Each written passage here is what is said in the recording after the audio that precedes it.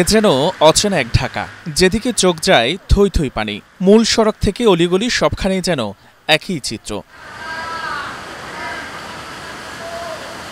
শুক্রবার সকাল থেকে টানা কয়েক ঘন্টার ভারী বৃষ্টিতে এই বেহাল হয় রাজধানীর। এতে নগরবাসী অবর্ণনীয় দুর্ভোগে পড়েন। কারওয়ান বাজার, কাকরাইল, ধানমন্ডি, বিজয় সরণি, মিরপুর সহ পানিতে ডুবেনি এমন সড়কের সংখ্যা নেহাতই কম।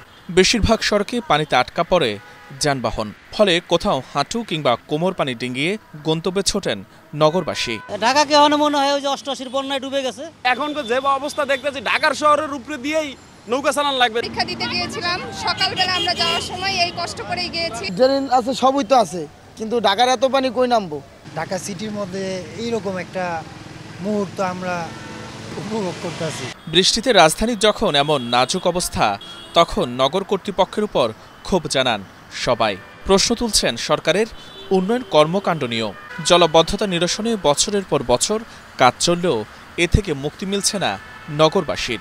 এজন্য স্থায়ী সমাধান চান তারা। উন্নয়নটা এত পানি ভাঙে আসতে হয়, উন্নয়নটা ভালোভাবে বুঝতে হবে না? নিষ্কাশন ব্যবস্থাগুলো যদি উন্নত করা হয় তাহলে আর এতটা ব্যাগ পোহাতে হতো না। সরকারের দোষ নাই, সরকারের ঠিকই লোক রাখছে, কিন্তু কাজ করে না, কাজ সব ফাঁকি দেয়।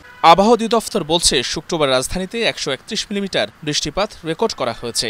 তবে চলতি মাসে ভাঙতে পারে 2 দশক আগের রেকর্ড। 2009 28 জুলাই 333 মিলিমিটার বৃষ্টি হয়েছে এবং 2004 14 সেপ্টেম্বর 341 মিলিমিটার, এটা সবচেয়ে হাই বৃষ্টি। এই ধরনের বৃষ্টি ক্লাইমেট চেঞ্জের কারণে 5-10 বছরের ভিতরে এরকম 200-300 মিলিমিটার বৃষ্টি হওয়ার সম্ভাবনা আছে। কারণ হচ্ছে এবছরে আমরা বলেছি যে বর্ষাকালে বেশি বৃষ্টি হবে। আমরা এমনকি বলেছিলাম যে জুলাই মাসেও অ্যাবভ নর্মাল, অর্থাৎ যে বৃষ্টি হয় তার তুলনায় এই বছর বেশি বৃষ্টির সম্ভাবনা হয়েছে।